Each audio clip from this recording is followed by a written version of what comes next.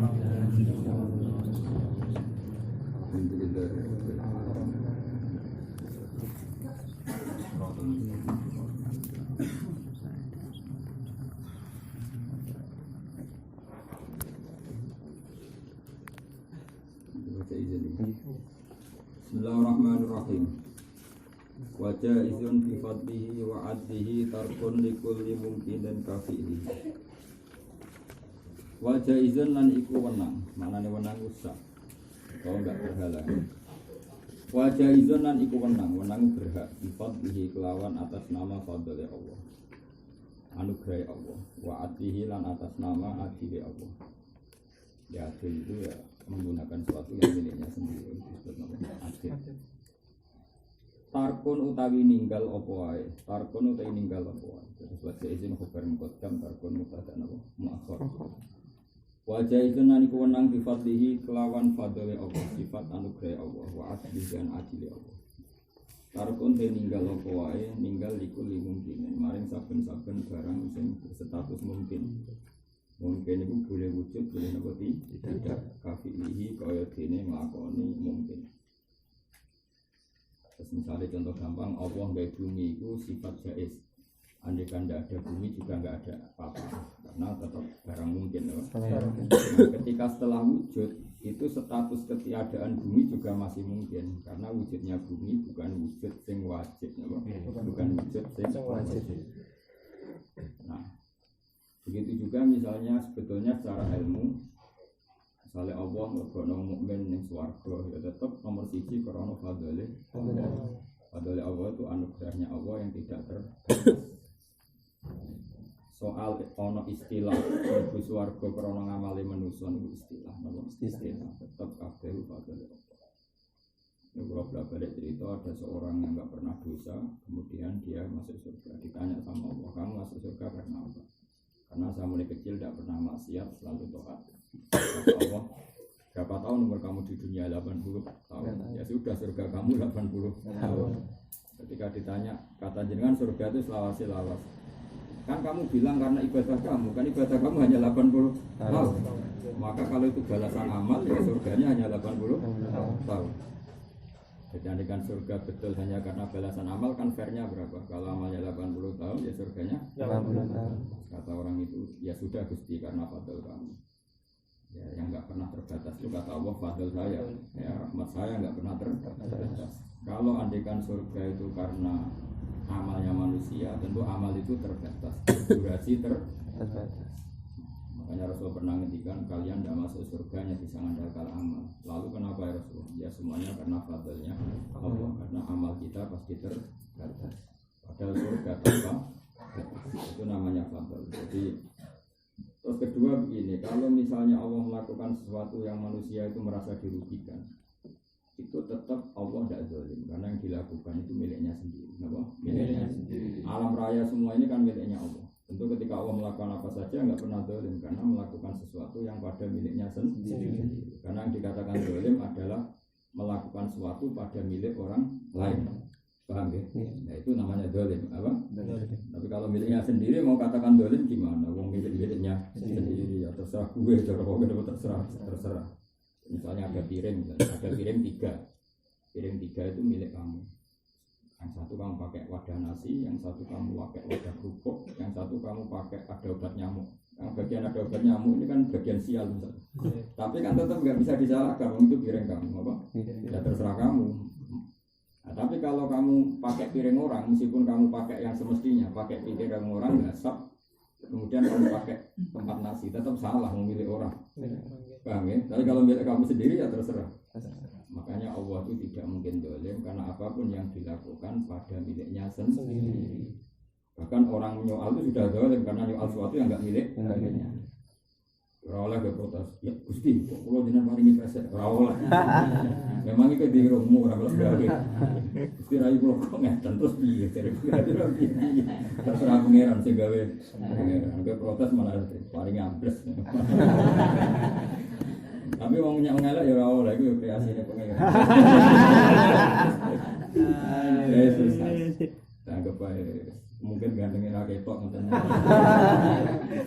Jadi kenapa baca itu sifatihi wa hatihi tarkun likul limungkinin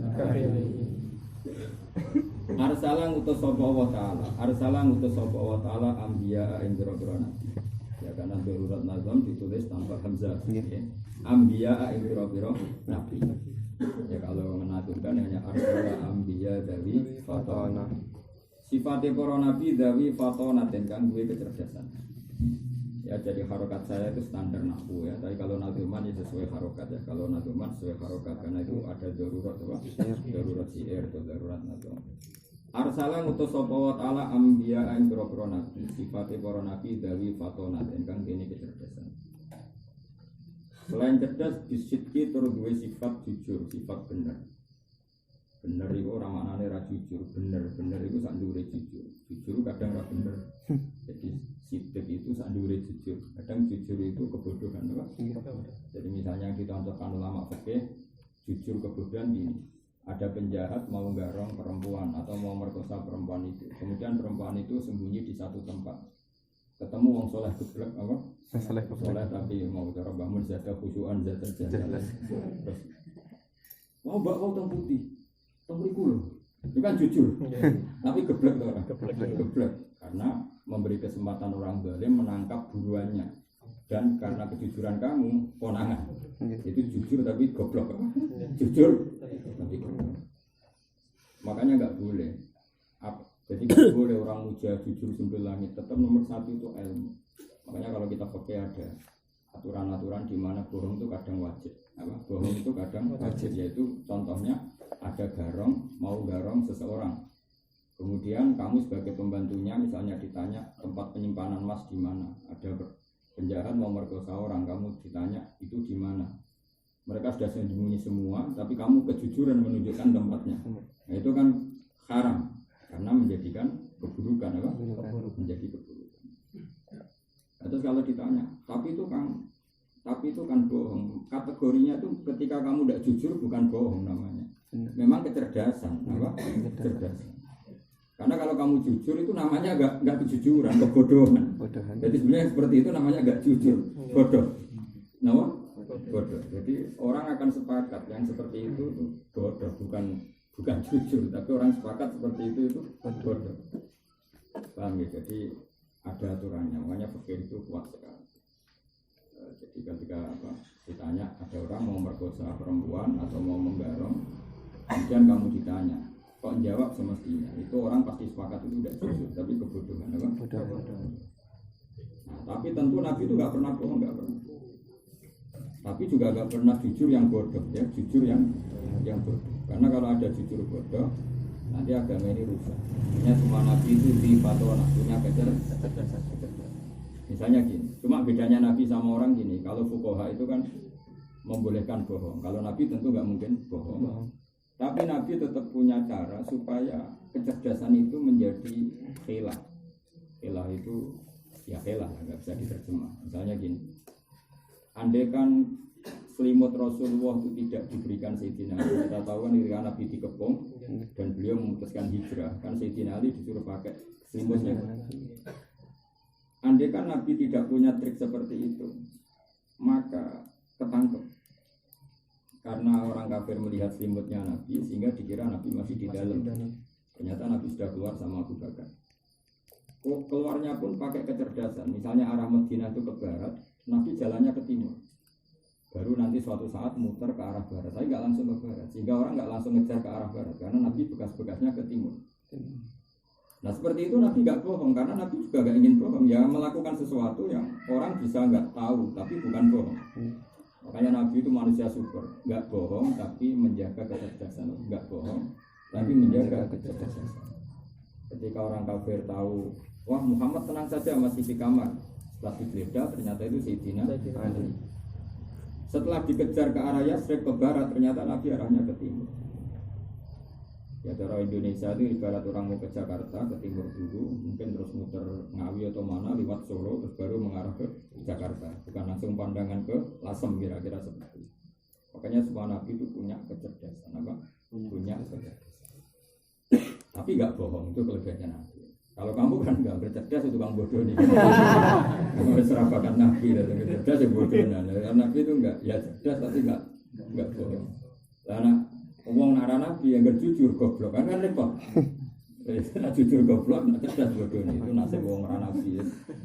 Ya tapi rampok wong ora nabi. Maksudnya rampok itu ya piye menang. Piye menang ditakdir gak sempurna loh, ditakdir gak sempurna. Makanya itu beda sekali. Begitu juga semua yang dilakukan Nabi. Jadi unik. Nabi itu memang unik, punya kecerdasan tanpa bohong. Ya memang itu tidak gampang punya kecerdasan, tapi tidak usah bohong. Bisit kelawan benar. Ya jadi benar di antara turunan benar itu macam-macam. Karena tadi benar itu luar biasa. Benar itu di atas jujur. Karena tadi kadang jujur itu tidak benar ya. Tadi kamu jujur jawab perempuan itu di sini. Sementara tanya bajingan, itu kan jujur tapi enggak benar. Gitu. Wa tablighi lan kudu nyampe no risalah. Jadi syaratnya Nabi menang nyampe no risalah. Enggak boleh Nabi menyembunyikan ilmu. Wal amanati lan kena dipercaya. Ya tentu di antara sifat Nabi itu bisa dipercaya. Bisa dipercaya itu bukan sekedar jujur. Dia sanggup menerima beban, itu juga bisa dipercaya. Misalnya gini, ada orang jujur tapi goblok. Kan untuk orang wahab gak bisa dipercaya. Bener jujur tapi orang iso mocok. Amanat itu artinya apa? Punya kemampuan menerima beban apa? Punya kemampuan menerima beban. Jadi selain jujur punya kemampuan menerima beban. Makanya semua nabi itu harus saja harus kuat. Karena kalau tidak kuat dia tidak jujur. Artinya dia nggak kuat menerima kebenaran atau bertanggung jawab terhadap proses apa? Kebenaran. Wajah izun fi haqqihim min aradin bi ghairi nafsin ka fi fil marad. Wajah izun lan iku menang, manane wenang usah fi haqqihim dalam hakke para nabi min aradin utawi sifat kemanusiaan. Sifat sing anyar teko manane sifat kemanusiaan. Semua nabi bagaimanapun hebatnya mereka manusia, maka boleh punya sifat basyariah. Tapi syaratnya biwairi naksen kang orang ngurangi derajati para nabi. Biwairi naksen kang orang ngurangi derajati para nabi. Kakofi fil maroti kaya loro sing ringan. Kakofi fil maroti kaya loro sing ringan. Jadi ini yang diyakini Sayyid Marzuki. Jadi hampir semua ahli sunnah sepakat semua nabi itu boleh sakit, tapi hanya ringan. Misalnya ya pilek ya sakit dari terus pilek terus meler nabi loh. Terus nabi kok waktu terus. Iya ora pantes karena nabi di mana-mana itu dokter bagi umatnya. Nah ini dhewe terus meler terus pilek kan ora lucu. Pomene dari cerita Nabi Ayub dari budikan terus dikukur nganti dewer terus dikukur mbek kuku ra cukup dikukur mbek krewek terus sampai diasingkan di hutan karena masyarakat orang kuat baunya itu semua Israiliyat. Cerita itu enggak benar ya. Israiliyat itu cerita yang bohong-bohongan biar orang melecehkan para nabi. Keyakinan ahli sunnah semua cerita itu enggak benar.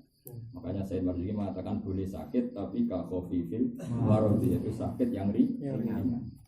Oleh lah nabi ukuran raine kabeh ora oleh nabi kabeh gak andel lucu sing delok sak akeh kabeh nabi anta samsun kabeh nabi bercahaya ora oleh nabi ukuran ora oleh ukule rata ora oleh jadi boleh sakit kafofifil kemudian nabi budikan ngono ora ono nabi ngono ya. Jadi cerita-cerita yang kadang-kadang ada kiai-kiai cerita itu Israiliyat, jadi kita nggak boleh percaya. Tapi rasa dunos biasa, ibn pidato sak uni-uni ini. Tapi kita tidak boleh percaya. Itu keyakinan ahli sunnah apa? Itu sama lihat di sarah-sarah itu. Wa mawaroda min qissati Ayub fabatilatun. Cerita Ayub yang seperti itu berlebihan semuanya itu batal. Artinya enggak benar. Makanya Sayyid Marzuki tegas wajah izun fi haqqihim min aradi bi ghairi nafsin ka fi fil maradi. Di syarat yang mereka alami tidak mengurangi derajat. Bagaimana sakit yang ringan, COVID mana nabo ringan. Makanya kayak Rasulullah ketika di perang Uhud itu ya kena panah, terus gigi serinya tuh kena, tapi ya kena sedikit tetap ganteng. Orang terus rampal terus saya lagi. Nggak akan Nabi ngalami seperti itu, nggak akan. Bahkan ada sahabat yang cerita Nabi tambah manis tambah ganteng, saya agak kena sedikit, tapi orang kok terus. Karena nggak mungkin Nabi ngalami seperti itu, nggak mungkin. Ya, jadi semuanya biwiri nafsin Kasofi fil marad itu jadi boleh sakit diwiri naksin kelan tanpa kurang atau mengurangi derajatnya kasofi fil marad kaya lara sing ringan. Jelas ya, jadi ini harus sampean pegang. Gak boleh cerita seperti Ayub begitu itu tidak boleh. Tapi kalau ada cerita sebarno itu juga kegiatan Pak. Tapi kita harus yakin cerita itu fabatilah kenapa? Karena tadi bahwa Ayub mengalami ujian itu iya, tapi ada se-ekstrim itu. Bahwa Ayub mengalami ujian itu iya, tapi tidak se-ekstrim itu. Ayub sendiri ngakui anni masaniyat duru wa anta arhamur ya, tapi durunya enggak sampai dikukur-kukur nentek terus nganggo kreweng. Sono sete jaran apa salat sete diduno kok apa salat. Lah kapan dakwae nek amben munggahno ngedono set. Terus saya mulang itu kapan? Nah kegiatannya menapa? Ngedono set. Galakno set. Bangune nganggur tuh. Ngono iki gitu. Ya Allah, muga tobat. Mulane uripe ra barokah nabi nggo rasan-rasanan. Karena kalau jadi nabi aja tersinggung. Asem iki iku ngono. Lho enggak misalnya kan jadi nabi aja nggo rasan-rasanan ning podium ngalor gitu kan yo gelo. Cuma untungnya nabi wapian kok. Cara kowe dadi nabi, tapi kowe arang-arang nabi kan. Paham. Makel kok darane kok gudikan isen. Ora gudikan darah digudi wong sing gudikan darah digudikan nek isen. Nang ora gudikan darane gudikan. Kan kok napa? Itu enggak benar ya. Jadi keyakinannya dan Said Marzuki termasuk mujaddid. Mulane termasuk nazuman di pondok-pondok di pelajaran kelas rendah, tapi semua ulama itu apalagi Hidayatullah karena dikarang oleh orang alim alam mujaddid. Said Marzuki itu mujaddid dan belum ada sayyid senasab kayak Said Marzuki. Jadi beliau kayak Syekh Abdul Qadir Jilani, Hasaniyun wa Husainiyun. Jadi Said Marzuki itu orang yang nasabnya sempurna. Kayak Syekh Abdul Qadir Jilani itu ya Hasaniyun ya Husainiyun. Jadi jalur abahnya turunannya Said Hasan dari ibunya Said Hasan. Jadi jarang mujaddid yang Hasaniyun wa Husainiyun kayak Syekh Abdul Qadir Jilani dan Said Marzuki. Dia yang ngarang kitab Hidayatullah. Makanya beliau ngendikan Nazi mutilka Ahmadul Marzuki Majantami Sadiqil Marzuki. Bahwa yang nazumkan ini saya namanya Marzuki, Ahmad Marzuki. Saya adalah orang sing yantami, nasab saya sampai Sadiqil Marzuki. Maksudnya Rasulullah yang sodik, yang benar dan yang bisa dibenarkan. Makanya syaratnya bisa dibenarkan orangnya harus kuat. Namun enggak boleh orang bisa dibenarkan. Makanya misalnya gini. Ada seseorang Zaid bilang gini, saya berani melawan siapa yang zalim itu Waqatala Daud itu Jalut yang zalim itu Jalut. Misalnya kamu bilang gini, saya bisa membunuh Jalut. Oke, kamu orang yang benar, memang niat duel sama Jalut dan niat membunuh Jalut. Tapi kamu sendiri oret-oretan, yang kira-kira tarung pasti kalah. Berarti kan kamu bisa dibenarkan dalam komitmen membunuh Jalut, tapi secara faktual pasti kalah.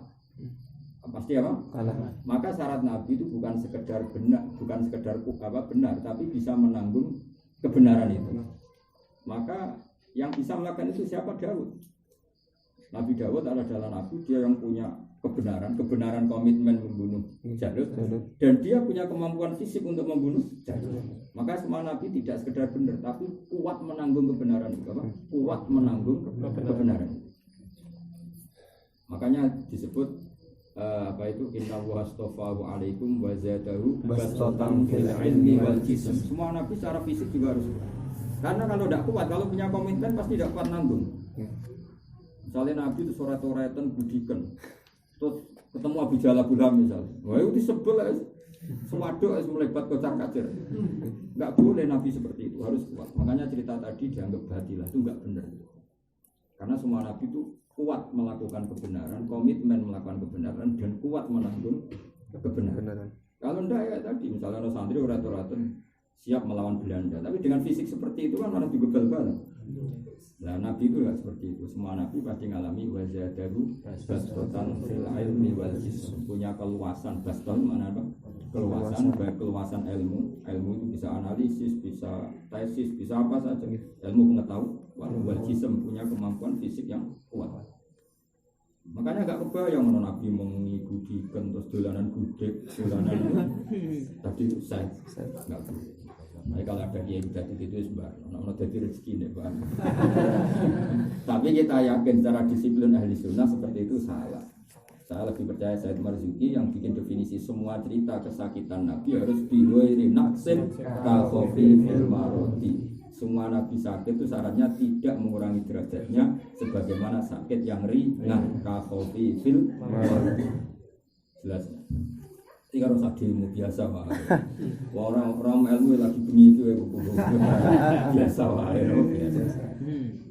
Ismatuhum utawi kajagane para nabi, terjaga dari maksiat, terjaga dari kehancuran itu kasa iril malaikat, kaya dene para malaikat. Jadi nabi itu maksumah, nabi itu semuanya maksumun, terjaga dari dosa-dosa. Wajibatun utai status terjaganya nabi itu hukumnya wajib. Jadi semua nabi terjaga dari melakukan dosa-dosa. Kalau yang dohirnya salah itu hanya dalam pandangan kita, tapi hakikatnya tidak salah. Wafa dolulan podo ngumbuli sopo poro nabi, wafa dolulan ngumbuli poro nabi al malaikat ing malaikat. Semua nabi derajatnya itu di atas malaikat. Ya tentu tadi bandingannya ketua musuh ketua, anggota musuh anggota. Jadi misalnya nyon sewu ya, nabi biasa, nabi yang tidak rasul, apa? Nabi yang tidak rasul. Jangan bandingkan sama Jibril sebagai ketua malaikat. Ya yang awam musuh awam, yang menengah musuh menengah, yang atas kelas musuh atas. Ya itu semuanya tetap keren nabi. Apa? Jadi misalnya gini, ketua malaikat kan Jibril dibanding ketua nabi Rasulullah Muhammad sallallahu alaihi wasallam, tentu afdal kanjeng Nabi Muhammad. Tapi misalnya ada nabi yang tidak rasul, misalnya Daniel, apa Yosua, Yusa itu. Yusa itu kan nabi benderanya Nabi Musa. Ya tapi tadi orang Yahudi mengenang sebagai Yosua, apa? Daniel itu kan ya nama nabi benderanya Nabi Musa. Tapi ya tadi yang pakai itu hanya orang-orang Yahudi. Sarah istrinya Nabi Ibrahim yang pakai juga orang-orang Yahudi.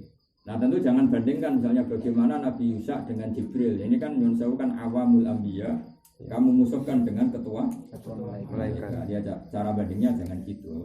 Yang ketua yang musuh apa? Ketua yang menengah yang musuh menengah, yang nyun sewu yang awam ya musuh awam. Enggak boleh kan bandingan seperti itu enggak fair, Pak. Bandingan seperti itu enggak. Tapi tetap terjaganya nabi dari dosa itu berstatus wajib kayak malaikat. Dan para nabi itu keunggulan wa fadlul malaikat. Dan nabi itu mengungguli para malaikat. Lawal mustahilu tawi sifat mukhalu didukuli wajibin wali ane sifat-sifat wajib. Ya kita tahu kan sifat wajib 20. Berarti sifat mukhal ya 20. Ya, sifat wajib berapa? 20. Berarti sifat mukhal 20. Kalau rasul sifat wajib 4, yang mukhal juga 4. Tentu itu yang wajib kita ketahui. Apa yang wajib kita ketahui? Karena sifat Allah itu ya semua kesempurnaan adalah sifat Allah. Tidak hanya 20 tapi semua kesempurnaan sifat Allah, tapi yang wajib kita hafalkan hanya berapa? 20. Paham ya? Jadi wajib kita bakok mukhalafatnya hati sampai 20 sifat wajib yang wajib diketahui. Bukan berarti Allah hanya punya sifat itu. Paham ya? Tentu sifatnya Allah tidak terbatas. Semua kesempurnaan adalah miliknya. Kamilahul asmaul husna. Tapi itu tentu yang wajib kita ketahui. Kalau hakikatnya apa? Semua kesempurnaan la nihayatalaha, semuanya milik Allah. Wal mustahilu utawi sifat yang mukhal didukuli wajibin iku wali ane sifat wajib. Fafat mongko ngapalno sira li khamsina maring akidah seket dihukmen kelan ketentuan wajibin kang wajib. Dihukmen kelan ketentuan wajibin kang wajib. Kan semua berarti 50 kan? Sifat wajibnya Allah 20, mukhalnya 20, sudah 40 kan? Sifat wajibnya Rasul 4, berarti 44 kan? Mukhalnya 4, berarti 48. Sifat jaiznya Allah 1, fi'lu kulli mumkinin au tarkuhu. Sifat jaiznya Nabi 1, al-a'rad al-basariyah. Paham ya? Berarti semuanya berapa? 50. Ya seorang lagi ya 20 sifat wajibnya Allah wujud idam bakor. Berarti sifat mukhalnya wujud bandingannya Adam. Apa? Adam wujud idam berarti musuhnya apa? Panak atau kudus ya. Nah, terus wujud idam bakor musuhnya panak. Ya, seterusnya pokoknya kontranya itu ya. Jadi 20 sama 20 40 kan? Sifat wajibnya Rasul 4 sidik amanat tabligh waliannya mukhal ya, misalnya Nabi bohong tidak bisa dipercaya. Terus sifat jaiznya Allah fi'il mungkinin autarduhu, Allah tidak bisa diatur, berhak melakukan apa saja dan meninggalkan apa saja, terserah pangeran. Terus sifat jaiznya Rasul boleh punya sifat basariyah, Tapi sarannya tadi diwirinak sih. Jadi misalnya makan tuh halal, tapi orang orang dalam Nabi makan rong piring gede-gede itu apa ya? Enggak punya harga diri kan, mau makan rong piring nanti gede. Jadi misalnya rokok itu kok halal tenan, misalnya rokok halal, ya orang kebayang Nabi kok rokok dangan-dangan orang karena itu merusak derajatnya kan. Kemudian dolanan belum ini orang karena semua Nabi pasti apa ya muruannya itu yang terbaik kan. Iwari naksin, oh oleh bayang Nabi, kemudian bayang Nabi anan orang ya semua yang dilakukan Nabi atau wataknya beliau semuanya biwai naksin yang kira-kira tidak mengurangi derajat beliau. Tafsiru khamsatin wa isrina lazim utawi perinciane 5 lan 20 iku lazima. Tafsiru khamsatin utawi perincian 5 wa isrina lan 20 iku lazima. Iku dadi wajib apa tafsir kula mukallafin ing saben-saben wong mukallaf. Orang mukallaf wajib tahu jumlah nabi 25 secara rinci, mesti sak jeneng-jenenge. Ora kok ngeroh. Rasul piro 25, sapa mbah? Harus tahu tafsirnya apa? Tahu perinciannya lah, apa tahu? Yaitu nama-namanya. Tafsilu khamsatin utawi ngenali 5 wa isrina lan 20 iku lazima wajib apa tafsilu khamsatin wa isrina.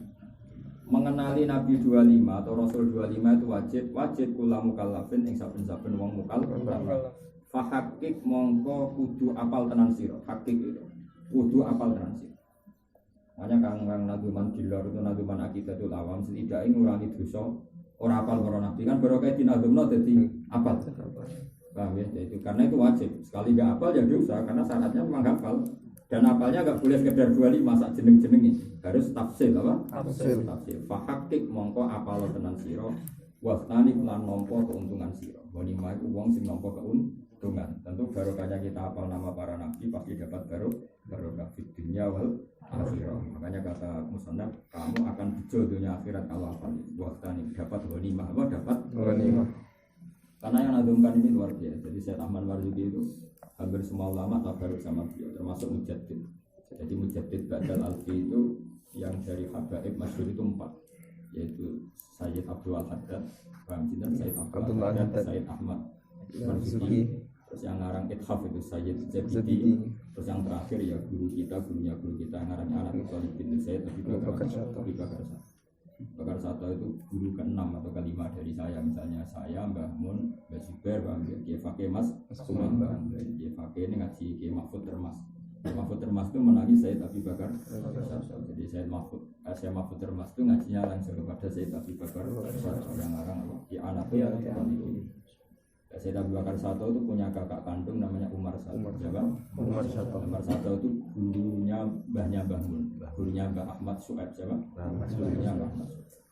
Nah Umar Sato ini juga gurunya Sayyid Abi Bakar Sato. Jadi Sayyid Abi Bakar Sato kecil itu ngajinya sama Sayyid Umar Sato.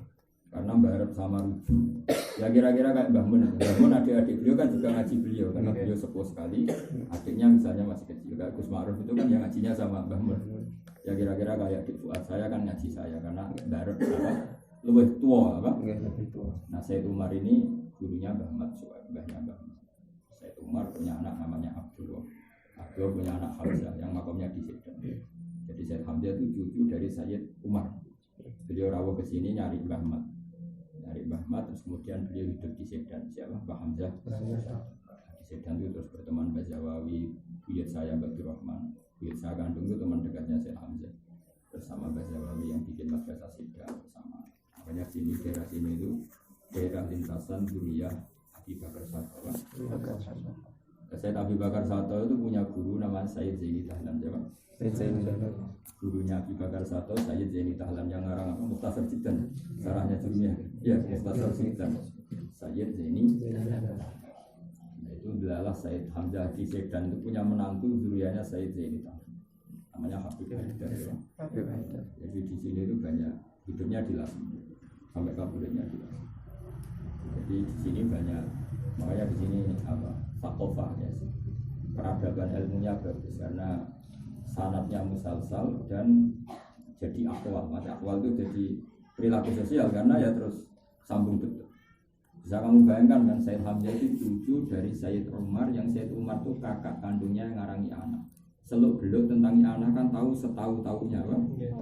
Karena ya dari corong Jawa cucu lambung apa? Kan tahu setahu-tahunya apa? Karena dekat sekali secara kesanatan apa? Dekat sekali secara kesanatan. Ya, terus kita harus ngapalkan waktani. Nah, jadi Ba'dal Alfi mujtahid itu banyak ya, tentu itu yang diantaranya itu ini Sayyid Ahmad Marsudi. Nadi mutil ka Ahmadul Marsudi mayantami isosil masudi. Hum utawi khamsatun wa isyruna atau hum te para nabi Adam nabi Adam.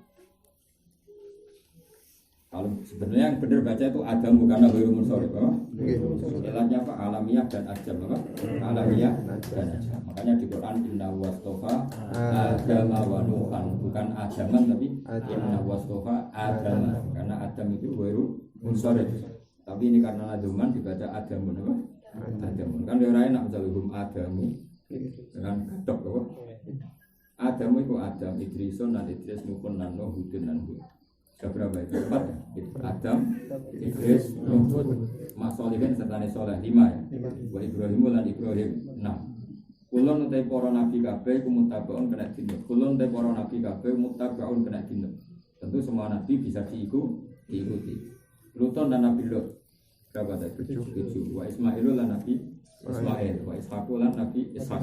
Ishaq itu saudaranya siapa? Ismail. Sama-sama bin Ibrahim. Sama-sama bin Ibrahim. Ishaq ibu Sarah, Ismail ibu Hajar. Ishaq ibu Sarah, Ismail ibu Hajar. Kada kalau mengkira Yakub itu Yakub. Yakub itu bin Ishaq apa?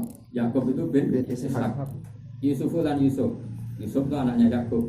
Berarti Yusuf bin Yakub bin Ishaq bin Ibrahim. Ya, Yusuf bin Yakub bin Ishaq bin Ibrahim. Wa Ayub lan Ayub. Sing budi kan jarene apa. Ya, sing tahu cerita ngono kudu tobat ya.